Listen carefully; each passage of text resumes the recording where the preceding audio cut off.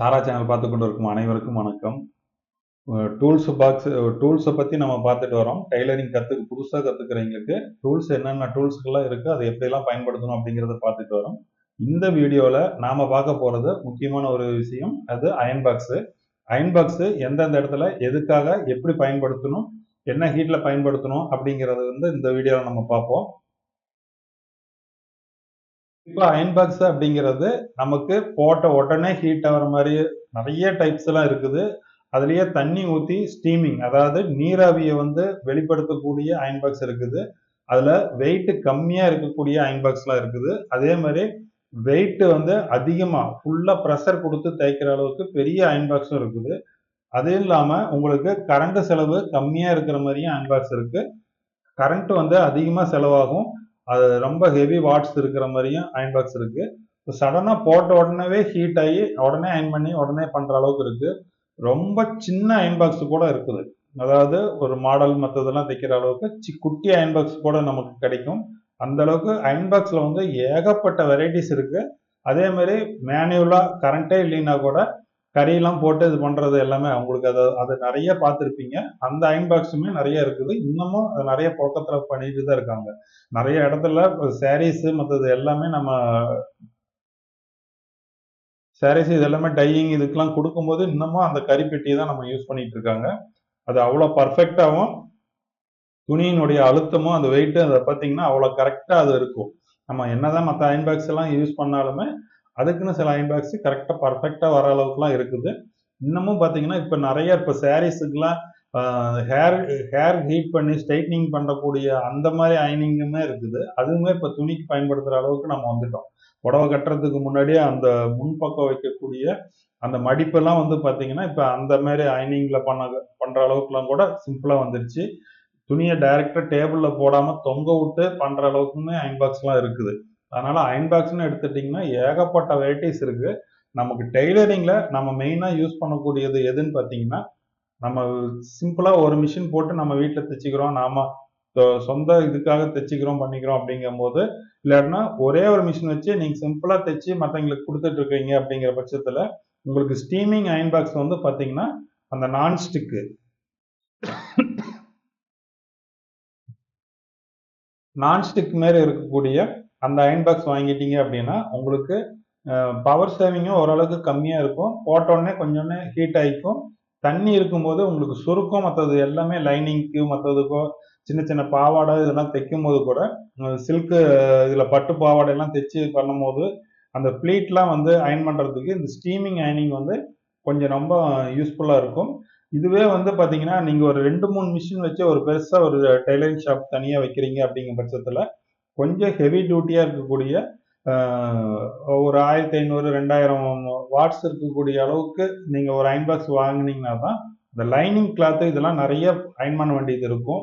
ஒட்டுக்கா லைனிங் துணி மட்டுமே ஒரு 10-20 லைனிங் போட்டு நம்ம அயன் பண்ணுற மாதிரி இருக்கும். அதுக்கெல்லாம் இந்த வெயிட்டான பாக்ஸ் வாங்கிட்டோம் அப்படின்னா கரண்ட் நீங்க ஆன் பண்ணிட்டு ஹீட் ஆச்சுன்னா கூட கொஞ்சம் ஓவர் ஹீட் ஆச்சுன்னா கூட நம்ம கம்மி பண்ணிட்டு அதில் ஒரு 2 லைனிங் தேய்ச்சிடலாம்.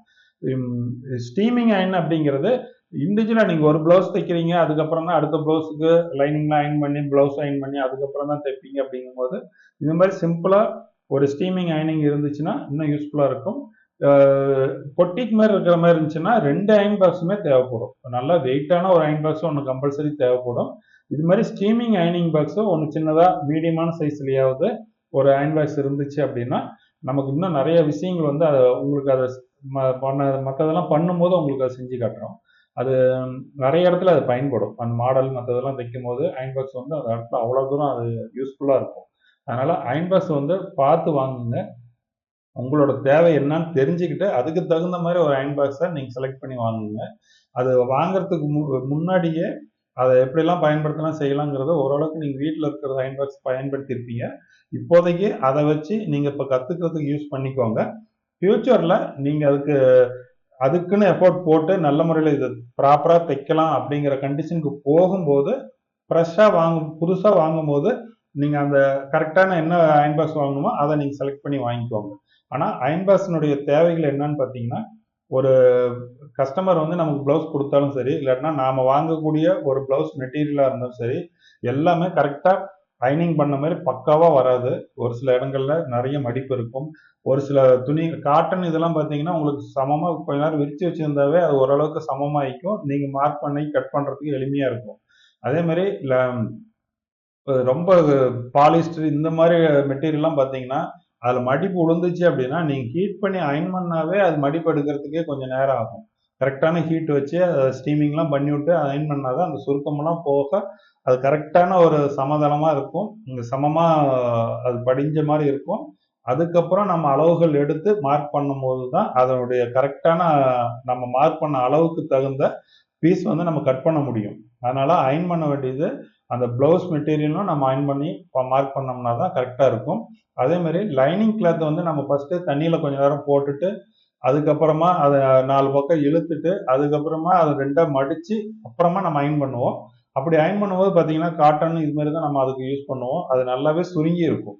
ஏன்னா காய போடும்போதே பார்த்தீங்கன்னா ஏதாவது ஒரு பக்கம் இழுத்தோ பண்ணியோ இருக்கும். அந்த சுருக்கம் எல்லாத்தையுமே நீக்கிறதா இருந்துச்சுன்னா ஒரு அயனிங் நல்ல வெயிட்டான அயன் பாக்ஸாக இருந்துச்சுன்னா லைனிங் துணி தைக்கிறதுக்கு காட்டனுக்கு இதுக்கு எல்லாமே நல்ல வெயிட்டான அயன் பாக்ஸ் தான் நமக்கு மெயினாக வேணும். ஆனால் அந்த வெயிட்டான அயன் பாக்ஸ் இல்லைங்கிற பட்சத்தில் ஸ்டீமிங் அயன் பாக்ஸ் இருந்துச்சு அப்படின்னா உங்களுக்கு அந்த வெயிட்டே தேவை இருக்காது. நீங்கள் மேலாக தேய்ச்சிங்க அப்படின்னா கூட இது வந்து சுருக்கம்லாம் இல்லாமல் நீட்டாக இருக்கும். அதனால் லைனிங் துணி தேய்க்கிற இடத்துல நீங்கள் இது மாதிரி பயன்படுத்திக்கலாம். ப்ளவுஸுக்கும் அதே மாதிரி தான். நீங்கள் பட்டு இது மாதிரி ஏதாவது இருந்துச்சு அப்படின்னா அந்த இடத்துல ஸ்டீமிங் அயனிங் பண்ணும்போது ரொம்ப ஜாக்கிரதையாக பண்ணணும். ஒரு சில துணிக்கு தண்ணி ஸ்ப்ரே பண்ணாவோ இல்லாட்டினா நான் ஸ்டீமிங் கொடுத்தாவோ துணி சுருங்க ஆரம்பிக்கும்.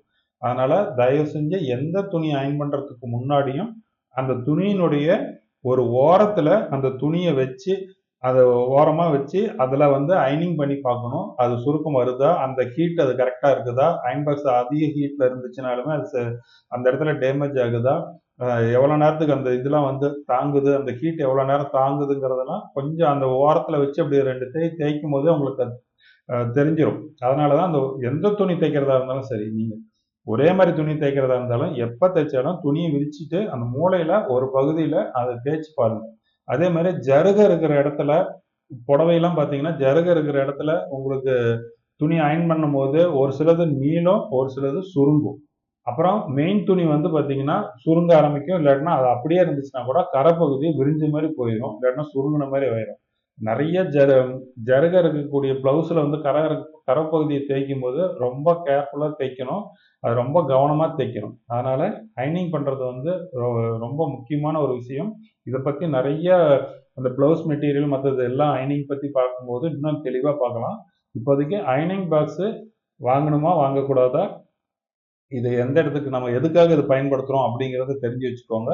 இது தெரிஞ்சிருச்சு அப்படின்னாவே உங்களுக்கு இது லைனிங்கு தைக்கிறதுக்கு அயன் பாக்ஸ் தேவைப்படும்.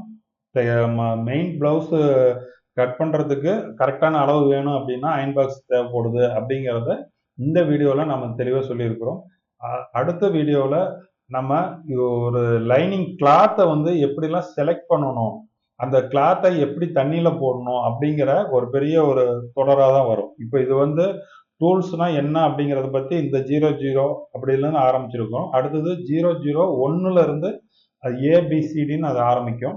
அதில் வந்து பார்த்தீங்கன்னா உங்களுக்கு லைனிங் துணியை எப்படி செலக்ட் பண்ணணும், அந்த லைனிங் துணியை செலக்ட் பண்ணினதை எப்படி தண்ணியில் போடணும், எந்த கலர் வேரியேஷன்லாம் பார்த்து எப்படி தண்ணியில் போடணும், அது எப்படி இழுக்கணும், அந்த இழுக்கிறனால என்ன இது சைடு கிராஸ்லாம் வந்து எப்படி வந்துச்சுன்னா கொஞ்சம் ட்விஸ்ட் வந்ததுன்னா அது என்ன பண்ணணும் அப்படிங்கிறது எல்லாமே அடுத்தடுத்த வீடியோவில் நம்ம மிகப்பெரிய ஒரு இதாகவே பார்க்கலாம். அதனால் நமக்கு டெய்லரிங்கில் இது எல்லாமே அடிப்படை விஷயங்கள். அது இதெல்லாம் தெரிஞ்சுட்டு தைக்க போனோம்னா மட்டும்தான் அந்த துணியினுடைய தன்மைக்கு தகுந்த மாதிரி அதனுடைய அளவுகளை கால்குலேஷன் பண்ணும்போதே அதை எல்லாமே பார்த்து நீங்கள் மார்க் பண்ணுவீங்க. அதனுடைய லூஸ் கொடுக்கறதுமே அந்த சீம் அலவன்ஸு ஈஸ் அலவன்ஸ் இதெல்லாம் விடும்போது இந்த இந்த இந்த சொல்லிக் கொடுக்குற விஷயங்கள் எல்லாமே தெரிஞ்சதுனா தான் நீங்கள் அந்த இடத்துல தவறு இல்லாமல் நீங்கள் அதை சரி பண்ண முடியும்.